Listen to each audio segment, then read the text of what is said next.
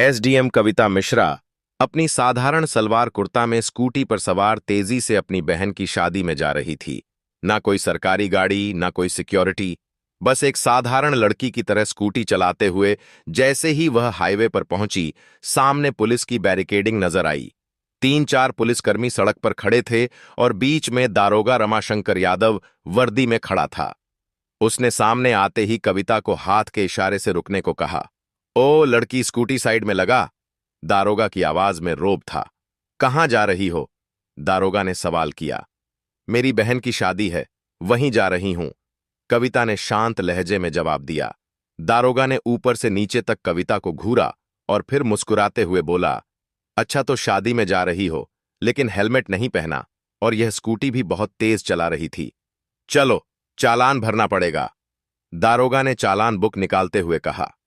कविता को अंदाजा हो गया कि यह एक बहाना था। वह बोली, सर मैंने कोई नियम नहीं तोड़ा है। अरे मैडम, कानून हमें मत सिखाओ। उसने साइड में खड़े एक सिपाही को देखा और फिर कविता की ओर झुकते हुए फुसफुसाया, ऐसे नहीं मानेगी, इसको तरीका सिखाना पड़ेगा। अचानक दारोगा ने जोरदार थप्पड़ कविता के गाल पर जड़ दिया। बहुत सवाल पूछती है, जब पुलिस कुछ कहे तो चुपचाप मान लेना चाहिए। कविता का सिर एक पल के लिए झटका खा गया, लेकिन उसने खुद को संभाल लिया। उसकी आंखों में आग थी। दारोगा ठहाका मारकर हंसा और अपने साथियों से बोला, अभी भी अक्कड़ बाकी है, लगता है अच्छे से सिखाना पड़ेगा। एक सिपाही आगे बढ़ा और बोला, मालिक थाने ले चलें, वहां आराम से मामला देख लेंगे। दारोगा सिर हिलाकर बोला, हां, इसे थाने ले चलते हैं, तब समझ आएगा कि पुलिस से कैसे बात की जाती है। एक सिपाही ने कविता का हाथ पकड़कर खींचा। चल, जीप में बैठ। कविता ने अपना हाथ झटका और गुस्से से बोली, हिम्मत मत करना। दारोगा का पारा चढ़ गया। उसने अपने एक आदमी से कहा, इसका घमंड तोड़ो। एक सिपाही ने आगे बढ़कर कविता के बाल खींचे और जबरदस्ती घसीटने की कोशिश की। कविता दर्द से करा उठी, लेकिन अब भी अपनी पहचान छुपाए रखी। वह देखना चाहती थी कि यह लोग कितनी गिरी हुई हरकत कर सकते हैं। तभी एक पुलिस वाले ने गुस्से में उसकी स्कूटी को लात मार दी। बड़ी आई शरीफ बनने, अब तेरा खेल खत्म। कविता पूरी तरह समझ गई थी कि यह लोग कितने नीचे गिर सकते हैं। दारोगा की आंखों में गुस्सा था। उसने जोर से चिल्लाकर कहा, बहुत देखे हैं तेरे जैसे अकड़ू लोग पुलिस से भिड़ेगी, अभी औकात दिखाता हूं, कल रही। ले चलो इसे थाने, वहीं समझाएंगे। एसडीएम कविता मिश्रा अब भी चुप थी। उसने अपनी पहचान बताने का कोई इरादा नहीं किया। वह देखना चाहती थी कि प्रशासन कितना नीचे गिर चुका है, कितनी हद तक यह लोग अत्याचार कर सकते हैं। दारोगा रमाशंकर यादव अब झुंझुला चुका था। उसके सामने एक लड़की खड़ी थी, जिसने उसके तमाचे खाए, जिसके बाल खींचे गए, जिसे हाथ पकड़कर खींचा गया, लेकिन वह अब भी चुप थी।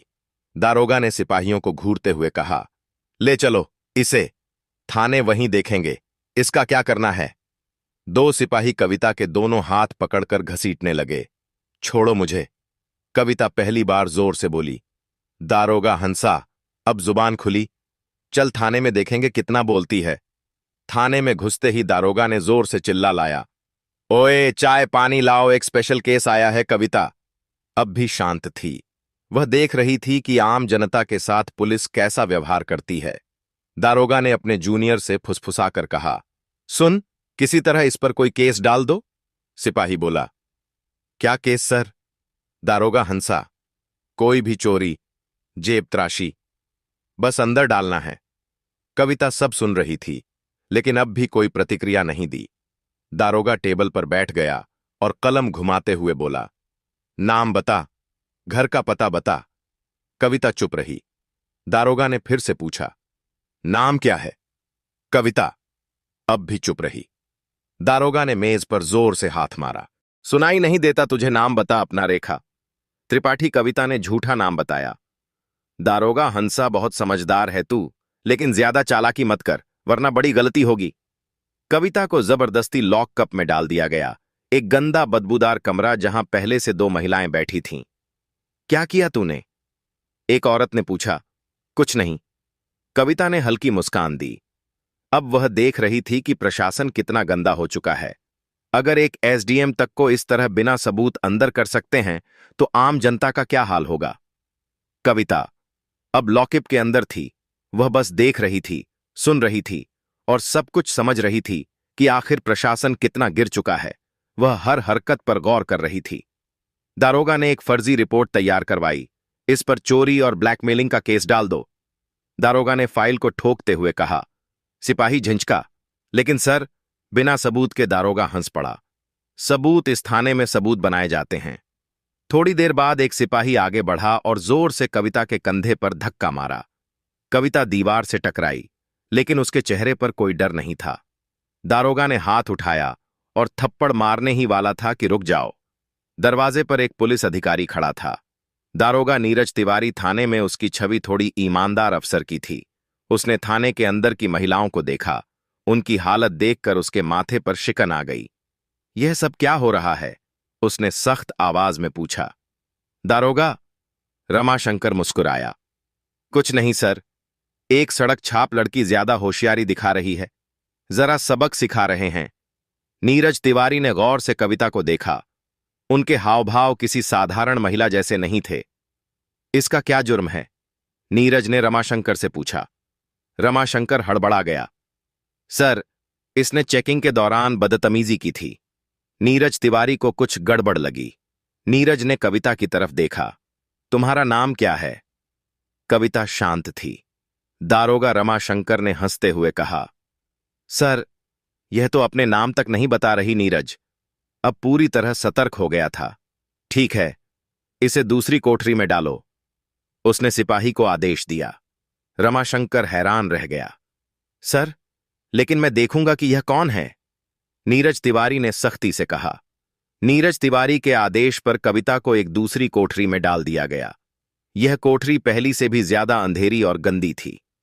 कविता ने चारों तरफ नजर दौड़ाई। कमरे में एक टूटा हुआ टेबल और एक जंग लगा लोहे का रड पड़ा था।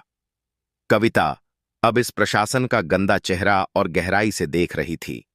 यह सिस्टम कितना गिर चुका है। उनका हर मिनट का अनुभव यह साबित कर रहा था कि कानून सिर्फ कागजों में ही था। अचानक एक सिपाही भागते हुए आया। सर, एक बड़ी गाड़ी बाहर खड़ी है। रमाशंकर चौंका।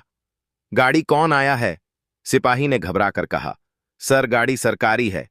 सिपाही बाहर गया, लेकिन जैसे ही उसने गाड़ी के अंदर झांका, उसकी आंखें फटी रह गईं। सिपाही हड़बड़ाते हुए अंदर आया और धीरे से बोला। सर, वो क्या हुआ? कौन है? रमाशंकर झुंझला उठा। सिपाही ने कांपते हुए कहा। सर, डीएम साहब।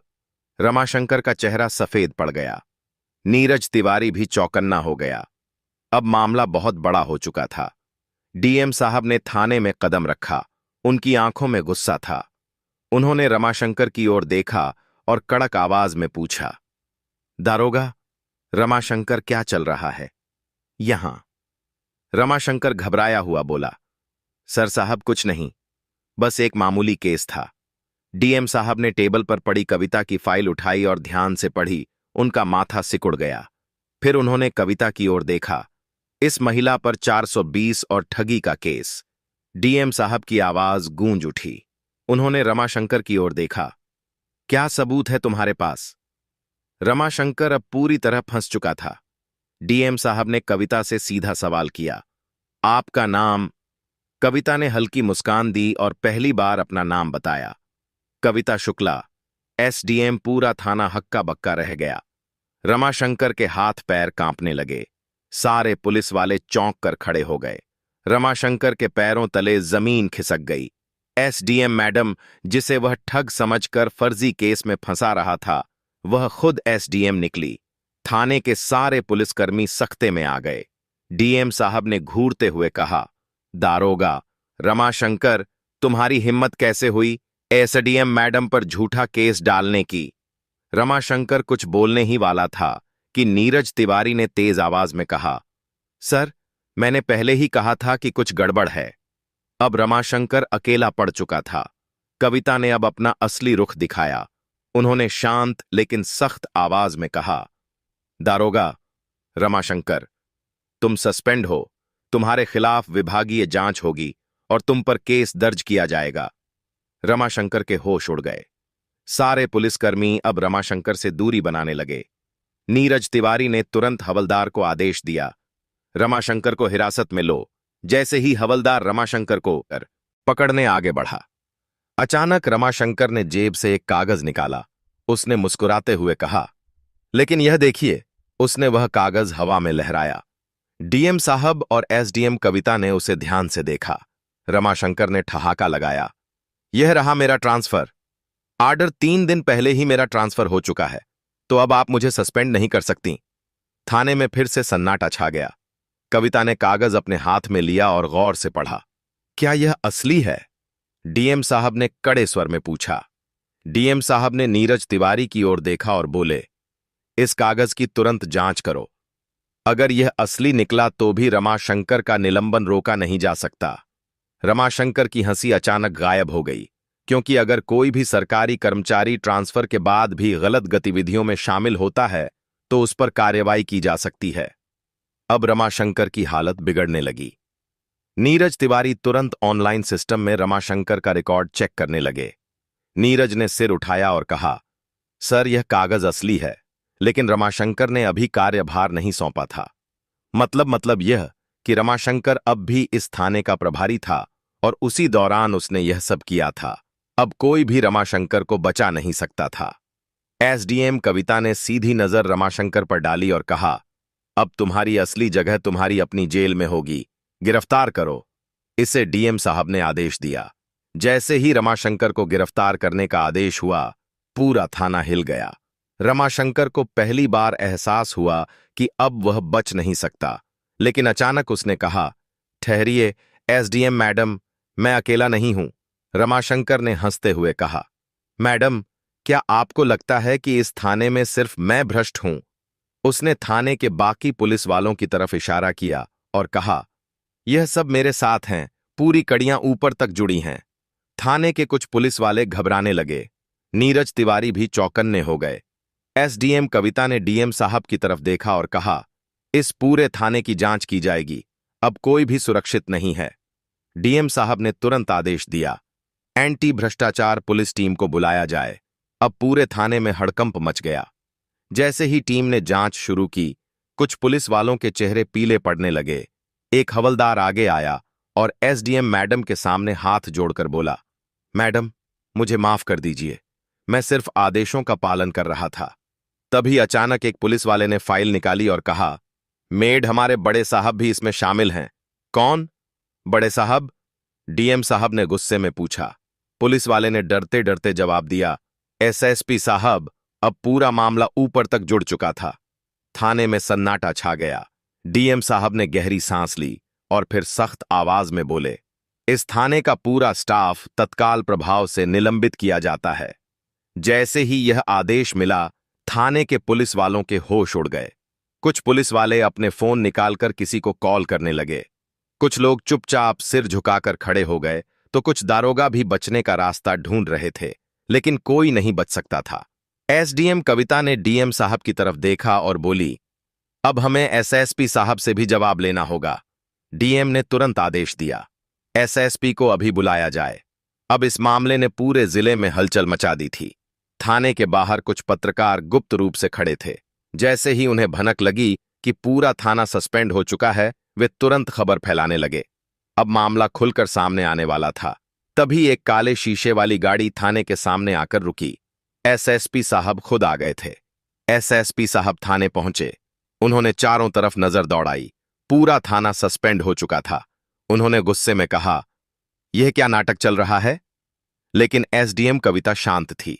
उन्होंने एसएसपी की आंखों में देखते हुए कहा, आपको लगता है कि आप बच जाएंगे? नीरज तिवारी ने एसडीएम को एक फाइल दी। यह फाइल एसएसपी साहब के भ्रष्टाचार के सबूतों से भरी थी। कविता ने ठोस आवाज में कहा, एसएसपी साहब, यह देखिए, आपके सारे काले कारनामे। अब एसएसपी के चेहरे से पसीना टपकने लगा। डीएम साहब ने आदेश दिया, एसएसपी को तुरंत गिरफ्तार करो। अब पूरी पुलिस फोर्स हैरान थी। इतने बड़े अधिकारी को पहली बार किसी ने खुली चुनौती दी थी। जैसे ही एसएसपी की गिरफ्तारी हुई, पूरा मामला हिल गया। अब यह मामला राज्य स्तर तक पहुंच गया था। मुख्यमंत्री ने तुरंत आदेश दिया, जिले के सभी भ्रष्ट अधिकारी गिरफ्तार किए जाएं। इस आदेश के बाद 40 से ज्यादा पुलिस अधिकारी, 10 से ज्यादा आईएएस अफसर और कई राजनेता गिरफ्तार कर लिए गए। एसडीएम कविता की ईमानदारी ने सिस्टम को हिला दिया था। पूरे जिले में एक नया प्रशासन लाया गया। भ्रष्टाचार पर अब कड़ी नजर रखी जाने लगी। अब एसडीएम कविता का मिशन पूरा हो चुका था। उन्होंने दिखा दिया कि ईमानदारी से पूरा सिस्टम बदला जा सकता है।